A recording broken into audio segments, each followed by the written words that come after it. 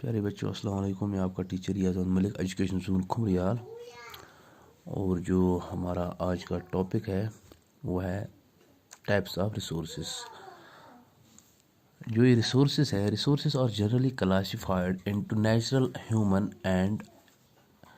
Made and human. कहते हैं कि ये रिसोर्सेज है, इनको कैटेगराइज किया गया है तीन कैटेगरी में या तीन टाइप्स में। जैसे इनमें है natural resource, human made resource and human resource.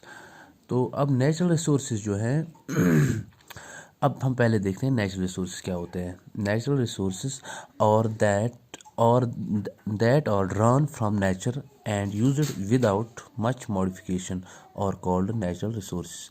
कहते हैं ये जो रिसोर्सेज जो हैं ये किससे कुदरती होते हैं और इनको इतना मॉडिफिकेशन नहीं करनी पड़ती है। जैसे अल्लाह ताला ने किसी चीज़ को बनाया है तो वही चीज़ हम डायरेक्टली यूज़ करते हैं। द एयर, मिसाल के तौर पर जैसे हवा, उसको इंसान कुछ नहीं कर सकता है, वी ब्रीथ, हम आराम से सांस ले सकते हैं। The water in our rivers and lakes, या हमारे जो नदी नालों में या झीलों में दरियाओं में जो पानी है। द सॉइल्स, जो ज़मीन अल्लाह ताला ने बनाई है तो जैसी है वैसी है, तो इसको इंसान डायरेक्टली यूज़ करता है। मिनरल्स और ऑल नेचुरल रिसोर्सेज, ये तमाम नेचुरल रिसोर्सेज में आते हैं। Many of these resources are free gifts of nature and can be used directly। कहते हैं इनमें से कुछ रिसोर्सेज अल्लाह ताला ने हमें फ्री में दिए हैं और हम इस्तेमाल उनको डायरेक्टली करते हैं।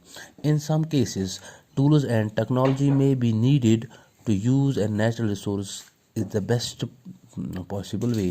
कहते हैं कि अब हम कहीं पे टेक्नोलॉजी इस्तेमाल करते हैं और जो ये नेचुरल रिसोर्सेज होते हैं इनको हम अच्छे तरीके से इस्तेमाल फिर कर सकते हैं। Natural resources can be broadly categorised into renewable and non renewable resources. कहते हैं कि जो नेचुरल रिसोर्सेज हैं अब इनको भी कैटेगराइज किया गया है। इनको दो ग्रुपों में कैटेगराइज किया गया है या इनको दो ग्रुपों में बांटा गया है। एक है रिन्यूएबल और दूसरा है non renewable. Renewable resources are those which get renewed और रिप्लेनिश्ड क्विकली। कहते हैं जो रिन्यूएबल रिसोर्सेज हैं ये वो रिसोर्सेज हैं जो हम जल्दी इस्तेमाल में ला सकते हैं, जिनको हम कुछ मॉडिफिकेशन करते हैं या रिप्लेनिश करते हैं तो वो इस्तेमाल हम कर सकते हैं। Some of these are unlimited and are not affected by human activities. और इनमें से कुछ ऐसे भी होते हैं जो अनलिमिटेड है, जिनको कभी भी इंसान की वजह से कोई नुकसान नहीं पहुंचा है। Such as solar and wind energy, जैसे हमारे पास सोलर एनर्जी है या विंड एनर्जी है, तो ये नेचुरल रिसोर्स हैं। पहले सोलर जो है या विंड जो है ये पहले नेचुरल रिसोर्स हैं। अब यहाँ पे इनको हमने जब इनसे क्या बनाया, सोलर एनर्जी बनाई या विंड एनर्जी बनाई, तब जाके ये रिन्यूएबल रिसोर्स में आते हैं। Soil and forest can affect their stock. Water seems to be an unlimited renewable resource, but shortage and drying up of natural water resource is a major problem in the many parts of the world। कहते हैं लेकिन अब इनमें से भी है, जैसे पानी है कम होता जा रहा है दुनिया में कहीं कहीं पे, या कहीं जंगलात की कमी हो रही है, कहीं पे जंगल काट दिए जाते हैं, तो ये रिसोर्स इनको थोड़ा असर पड़ता है।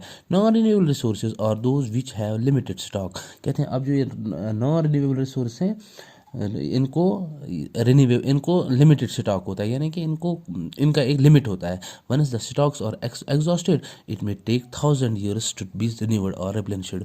कहते हैं अगर कहीं पे ये जो है नॉन रिन्यूएबल कोई भी रिसोर्स ख़त्म हो गया, हमने इसको इस्तेमाल किया, कहते हैं इसको हज़ारों साल लगते हैं नए उभरने में। जैसे since the period is much more than human life spans, such resources are considered non-renewable resources। कहते हैं कि अगर हमने कोई सोर्स इस्तेमाल किया तो वो ख़त्म हो गया वहाँ से, फिर कहते हैं कि उसको हज़ारों साल, उतनी इंसान की उम्र ही नहीं है जितना सा टाइम उसको लगता है क्या करने में, वापस आने में। Coal, petroleum and natural gas और सम एग्जांपल्स। और नॉन रिन्यूएबल रिसोर्स की एग्जांपल्स कौन कौन है? कोल है, पेट्रोलियम है या नेचुरल गैस है। The distribution of natural resource depends upon number of physical factors like terrain, climate and altitude. कहते हैं जो नेचुरल रिसोर्स की डिस्ट्रीब्यूशन होती है ये फिजिकल फैक्टर पर असर करती डिपेंड करती है, जैसे कि क्लाइमेट कैसा हो, टेरेन कैसा हो या अल्टीट्यूड कैसा हो। The distribution of resource is unequal because their factors differ so much over the earth. कहते हैं कि ये जो रिसोर्सेस हैं ये जब ये डिस्ट्रीब्यूट होते हैं तो इनकी जो ये डिस्ट्रीब्यूशन है ये वेरी हो जाती है कि कहीं पे कोल होता है, कहीं पे सोना होता है, कहीं पे गोल्ड होता है, कहीं पे आयरन होता है, कहीं पे कुछ होता है। तो ये जो होता है जहाँ जहाँ इनको परफेक्ट क्लाइमेट मिलता है तो उसी हिसाब से वहाँ पे कोई नेचुरल रिसोर्स ग्राउंड अप हो जाता है। Human made resources sometimes natural substances become resources only when their original form has been changed.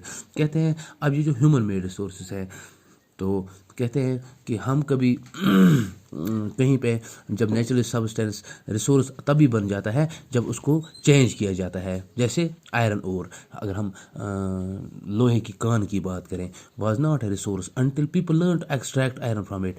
कहते हैं कि तब वो रिसोर्स नहीं था, वो आयरन और लोहे की कान तब रिसोर्स नहीं था। जब लोगों ने वहाँ से लोहा निकालना शुरू किया या उस लोहे की कान से निकाला, फिर वहाँ से देखा कि लोहा कैसे हम इस्तेमाल कर सकते हैं, तो उसने वहाँ पे तो वहाँ से वो निकला, तो तब वो लोहा जब काम आया तब जाके वो रिसोर्स बना। People use natural resources to make buildings, bridges, roads, machinery and vehicles. कहते हैं जो लोग हैं ये नेचुरल रिसोर्स इस्तेमाल करते हैं पुल बनाने में, रोड बनाने में, मशीनरी या गाड़ियाँ बनाने में, which are known as human made resources. तब जाके वो ह्यूमन मेड रिसोर्स बनते हैं। Technology is also a human made resource. अब कहते हैं जो टेक्नोलॉजी है ये भी एक ह्यूमन मेड रिसोर्स है। So people like us use natural resource to make human made resources. कहते हैं जो पहले लोग जो है पहले नेचुरल रिसोर्स को यूज़ करते हैं तब जाके उसको क्या बनाते हैं, human made resource. Said Mona nodding in understanding yes said Raju. तो मोना ने उस राजू को कहा कि आपको समझ आया, तो राजू ने कहा यस। अब कल जाके हम ह्यूमन रिसोर्स की बात करते हैं। तब तक के लिए अस्सलाम वालेकुम।